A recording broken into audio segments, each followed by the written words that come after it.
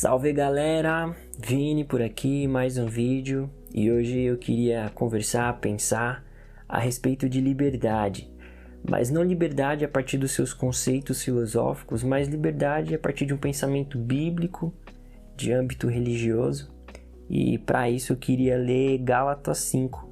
Eu não vou ler todo o texto porque senão o vídeo vai ficar muito grande e se você não conhece o contexto de Gálatas, depois você pode ler. Foi para a liberdade que Cristo nos libertou, portanto, permaneçam firmes e não se deixem submeter novamente a um jugo de escravidão. E aí no 13. Irmãos, vocês foram chamados para a liberdade, mas não usem a liberdade para dar ocasião à vontade da carne. Ao contrário, sirvam uns aos outros mediante o amor. Toda a lei se resume num só mandamento: ame o seu próximo como a si mesmo.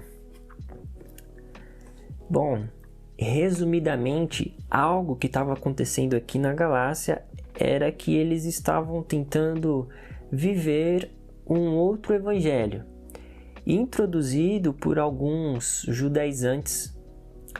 E esse outro evangelho, resumidamente, é: Cristo morreu na cruz, ok, mas... E aí tem um sinalzinho de mais, né? Cristo morreu na cruz, mas... Mais o quê? Vocês precisam circuncidar, né? E esse é o outro evangelho. Cristo morreu na cruz, ok, show de bola, mas... E esse mais é o outro evangelho. Mas temos que fazer outras coisas, porque o sacrifício de Jesus na cruz não foi suficiente. Então, criou-se uma listinha de coisas do que devemos fazer ou deixar de fazer. Para quê? Para ajudarmos Deus no processo de salvação. No caso da Galácia aqui era a circuncisão, então de acordo com esses judaizantes, né, que estavam introduzindo esse outro evangelho de que, ok, Cristo morreu na cruz, mas para vocês serem salvos, vocês precisam fazer a circuncisão.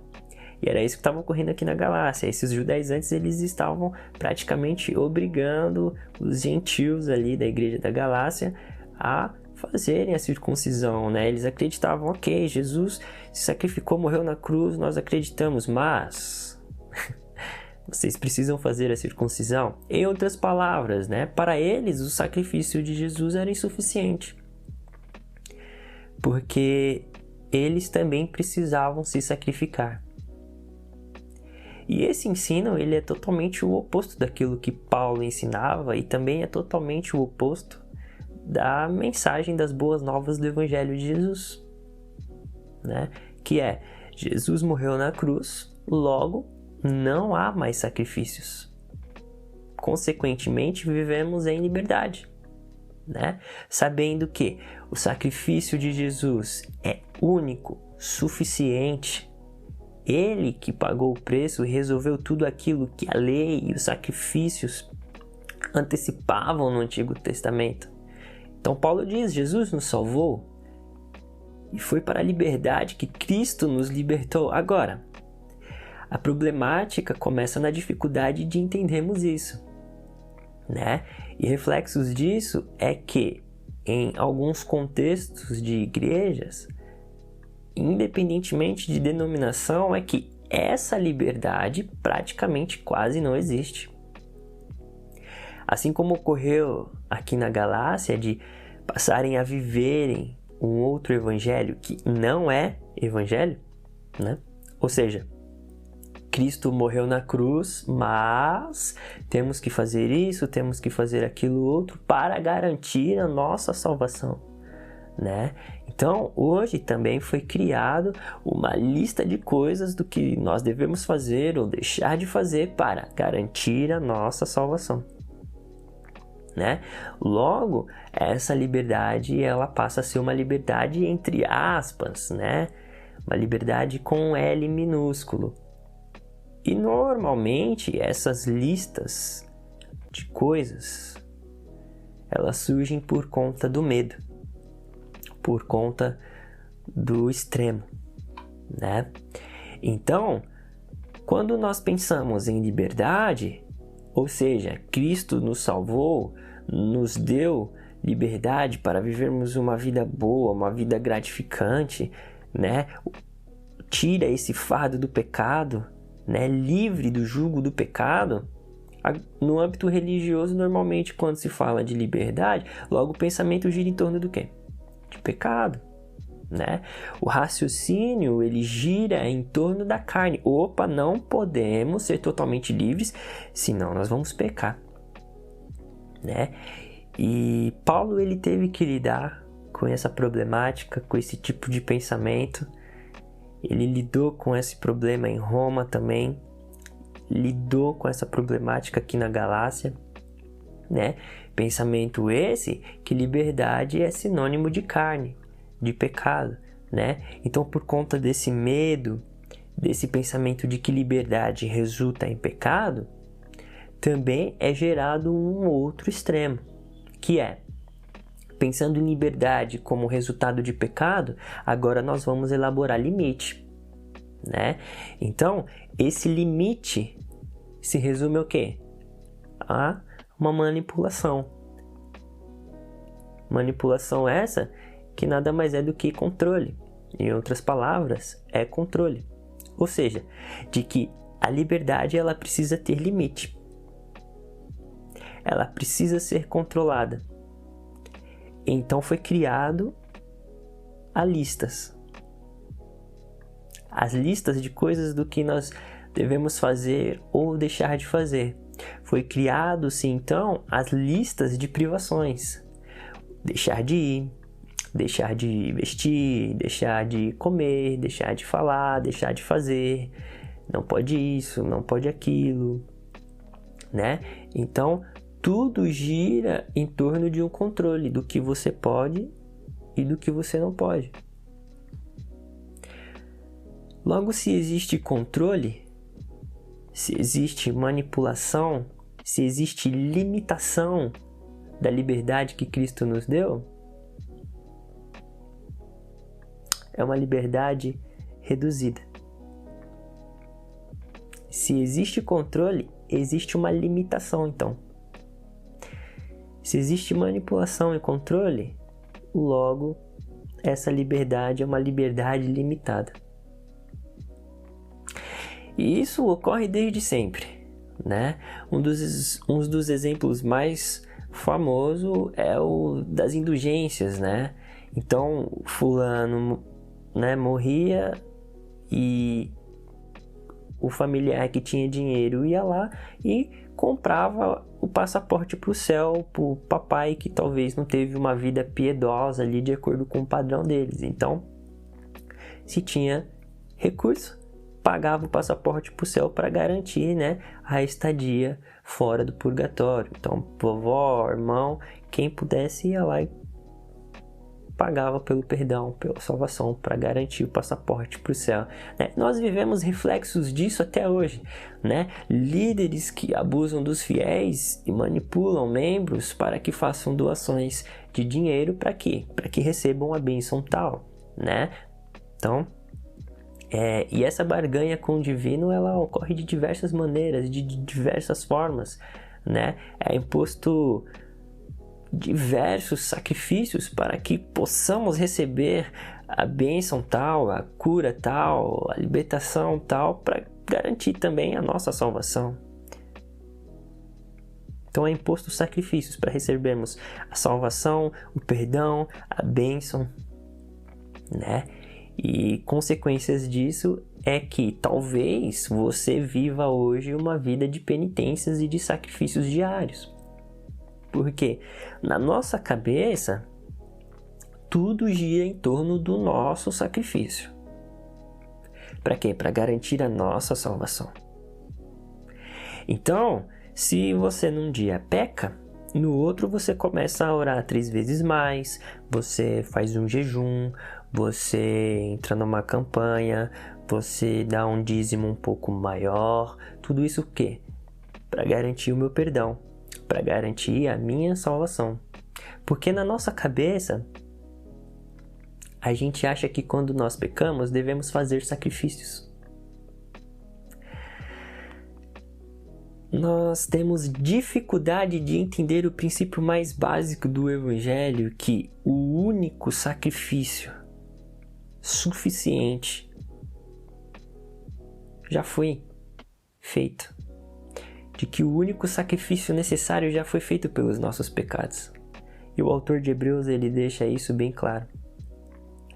Então, o que nos resta é simplesmente confiar no sacrifício único, exclusivo e suficiente de Jesus na cruz. É simplesmente recorrer a Cristo e receber dele a justiça. E então nós temos essas duas tensões, esses dois extremos, né? O grupo que entende liberdade como pretexto para viver na carne, logo não entendeu liberdade. E, resumidamente, esses grupos libertinos que vivem na carne, né, resultam numa vivência do egoísmo. E carne é pecado. E hoje eu consigo compreender que pecado é egoísmo. O pecado no Éden gira em torno do egoísmo. E todas as esferas de pecado na vida, tudo gira e se resume no egoísmo. Em todas as esferas de pecado na vida, tudo se resume ao egoísmo. Eu viver na carne é eu viver para mim mesmo, para o meu prazer, para os meus desejos, para minha satisfação. E consequência disso é que eu sempre vou objetificar o outro. Essa vivência na carne, essa vivência para mim mesmo, é o meu desejo, a minha satisfação, tudo isso gira em torno do meu egoísmo e, consequentemente, eu sempre vou estar objetificando o outro. Ou seja, essa vivência na carne sempre vai resultar que o meu próximo, que o outro, ele sempre seja objeto do meu egoísmo.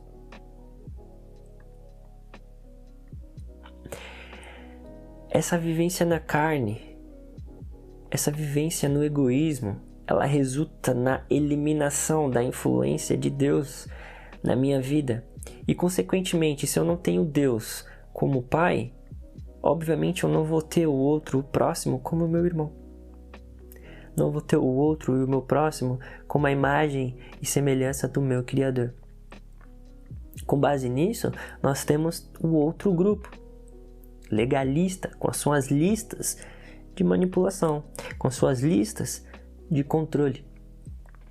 Né? Então, da mesma forma que o grupo dos libertinos não entenderam liberdade e acham que liberdade é a vivência na carne, no meu prazer, na minha satisfação, no meu egoísmo, o grupo legalista, por medo, gera o quê? Controle, limite e privações para garantir a sua salvação em uma liberdade limitada. Liberdade limitada é essa que resulta em controle e sacrifícios diante de seus pecados para que você tenha a sua salvação e os seus perdões garantidos. Agora, o que encontramos no Evangelho da Graça é que ele tira de nós esse fardo pesado, de achar que devemos nos sacrificar, de achar que temos que ajudar Deus no processo de salvação. No Evangelho de Jesus percebemos que não existe barganha com o divino. E que essa liberdade resulta na confiança do sacrifício único, exclusivo e suficiente de Jesus na cruz.